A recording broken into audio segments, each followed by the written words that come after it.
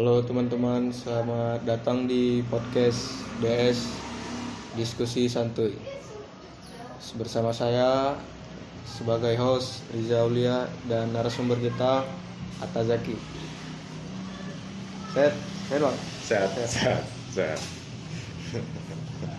Jadi kita ini bahas diskusi tentang polusi lah ya, polusi di Indonesia dan evolusi di dunia. Bisa. Oke. Menurut kamu bukan evolusi ya, maaf, revolusi. Nah, menurut kamu revolusi di Indonesia itu bagian-bagiannya semenjak kemerdekaan, kan Belanda datang lagi kan, 1949. Nah, dia itu bagian-bagiannya apa saja, jalannya, historinya gitu. Ya sebenarnya kan awalnya itu kan dari 1945. Pertama-tama kan saat Indonesia merdeka, pertama kan diproklamasikan kemerdekaan oleh Soekarno. Ya, Soekarno. Terus diproklamasikan di Jalan Pegangsaan Timur ya, nomor 56. Oh, di rumah orang Yaman itu ya? Iya, orang Yaman. Oh, ya. Yang disaksikan dengan ribuan masyarakat kita saat itu kan. Barulah Saat itu tempat sebelumnya di mana itu? Di apa ya? agak lupa saya. Ya, itu kan tempat awalnya dia dikepung sama Jepang. Ya. Makanya dialihkan ke Pegangsaan Timur orang rumah Yaman. Karena orang rumah Yaman itu bersedia untuk rumah dipakai itu dibuat proklamasi kemerdekaan. Setelah itu kan baru sampailah ke tahun Desember 1949 terjadinya pembentukan pemerintahan kita. Ya, yang pertama kan dengan Soekarno. Ya, sebagai presiden pertama. Kemudian dengan Muhammad Hatta sebagai wakil kita. Ya. Barulah di 49 itu terjadilah kita revolusi, atau bisa dibilang itu kayak akhirnya revolusi gitu. Menurut kita bicara revolusi ini kan sebenarnya adalah sesuatu yang membuat perubahan yang bisa merubah kehidupan kita dan masyarakat itu berbeda menjadi yang lebih baik gitu dia. Contohnya kayak ya sekarang kita udah pakai handphone, dulu cuma pakai surat, komputer. Ya, dari email. Surat, ya. Habis surat email. Ya. Habis surat kan baru email. Terus barulah ada komputer. Komputer itu terjadi tuh pada saat tahun 1970 kalau nggak salah ya. Oh, ada dia ya, baru muncul komputer.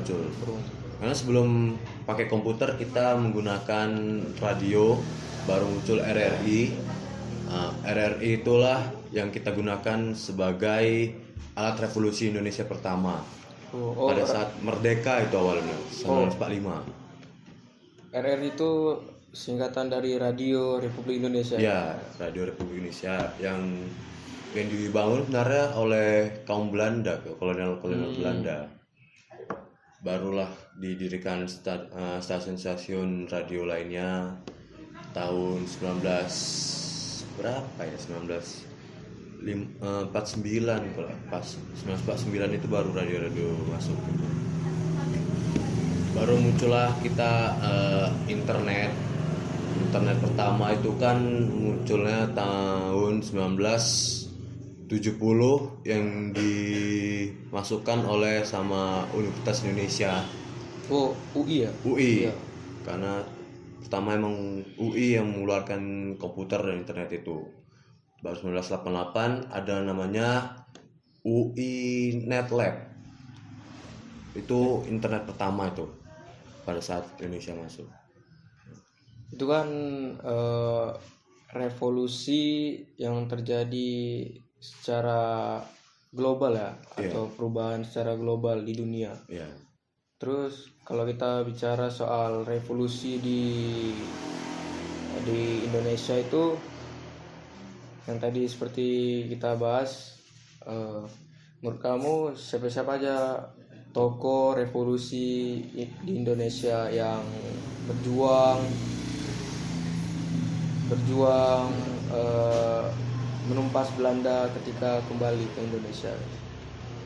Yang pasti utama kan itu yang kita kenal, pasti semua yang kenal juga kan, Insinyur Soekarno dan Muhammad Hatta. Oh, Mereka lah tokoh yang memperjuangkan kemerdekaan kita. yang membacakan proklamasi. Ya, proklamasikan.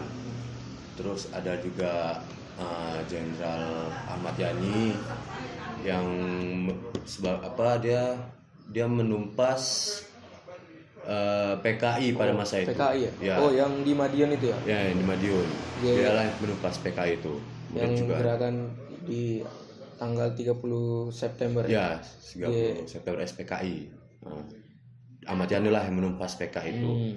Baru kemudian ada tokoh Legend Suprapto. Suprapto ya? Ya, Legend Suprapto, dia bertugas, dia itu berperan sebagai apa ya? Dia tuh yang membantu pertempuran Ambarawa. Saya ingat yang tidak menyetujui pasukan kelima di pertempuran Ambarawa. Ya. Nah, itulah peran si Legend Suprapto. Kemudian ada Brigjen Katamso, yang mungkin orang Sumatera pada tahu dengan pahlawan kita. Dia yang bertugas sebagai penumpasan PRRI. Yang lebih tepatnya PRRI di Sumatera. Kemudian juga ada satu tokoh yang nggak dikenal sama masyarakat kita. Siapa itu? Tan Malaka. Tan Malaka ya? Iya. Tahu Tan Malaka kan? Apa belum tahu? Agak kurang familiar itu namanya. Ya, karena kan Tan Malaka ini nggak terlalu diekspos karena ada alasannya, tapi mungkin saya kurang agak lupa. Ya. Dia nggak diekspos sama pendidikan kita karena ada suatu konflik yang membuat pendidikan kita nggak mau membahas sejarah tentang Tan Malaka itu. Apa yang dilakukan Tan Malaka itu sehingga dia diperbuat seperti itu? Dia mengkritis par-par politik kita yang tidak disukai pemerintah. Nah, lalu kemudian lebih lanjutnya ada konflik lebih besar yang sehingga membuat pemerintah tidak mau mengenang sejarah, bukan pemerintah ya, lebih tepatnya ke orang-orang dulu lah, yang dia tidak mau mengekspos sejarah tentang si Tan Malaka ini ke pendidikan sekarang yang kita ada. Pendidikan sekarang kita kan membahasnya Insinyur Soekarno, Muhammad Hatta, terus Ahmad Yani, W.R. Supratman, tokoh-tokoh yang betul-betul berjasa pada kemerdekaan kita. Sedangkan Tan Malaka ini sebenarnya dia adalah salah satu tokoh revolusi yang sangat berperan di Indonesia. Tapi sayangnya tidak diekspos sama negara kita, nggak mau dimasukkan ke pendidikan kita. Kalau tadi kan kita sudah bahas tentang tokoh-tokoh revolusi di Indonesia. Ya. Menurut kamu, itu kan tadi tokoh revolusi di Indonesia. Kalau tokoh revolusi yang mendunia, yang mengubah dunia global kita seperti sekarang itu, di dunia internasional itu, menurut kamu siapa aja? Contoh kecilnya aja seperti kayak si Elon Musk, terus itu yang membuat Microsoft itu ya? Ya, yang membuat Microsoft. Dia yang membuat sekarang Twitter. kita. Itu juga CEO dari Twitter ya? Ya. Elon Musk. Kan Twitter itu kan baru tahun 2000-an ini dibangun sama Elon Musk karena biar mempermudah kita mencari informasi lagi tentang Media media sosial. sosial. Nah, Elon Musk ini kan dia membangun Microsoft kan sekarang membantu kita memudah pekerjaan kita. Yang dulu orang bekerja cuma melalui mesin ketik, nah, dan sekarang melalui komputer, dan dari aplikasi Microsoft semua perusahaan menggunakan aplikasi itu.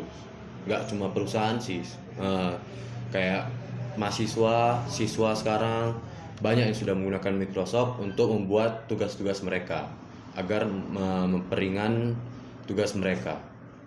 Daripada menulis tangan, mending dibuat dari langsung aplikasi Microsoft itu.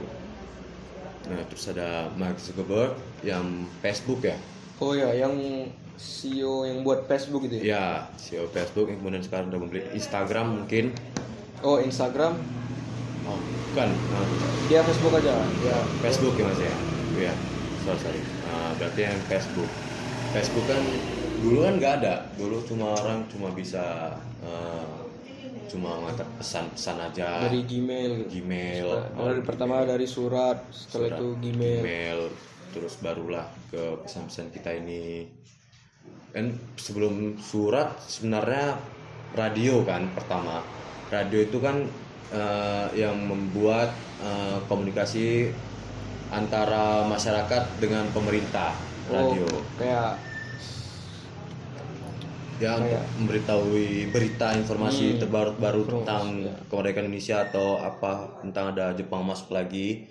Itu dulu menggunakan radio sebagai alat komunikasi antara pemerintah dan masyarakat kita.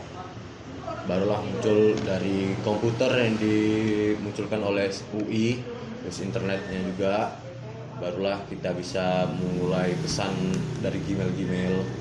Baru yang sampai sekarang kita menggunakan WhatsApp, karena revolusi itu membuat kehidupan kita menjadi lebih mudah, lebih simple, dan lebih bisa merubah pola pikir kita sebenarnya.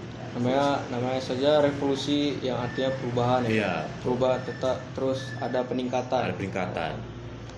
Karena kalau misalnya kita terus menerus begitu, apa jadinya nantinya kan?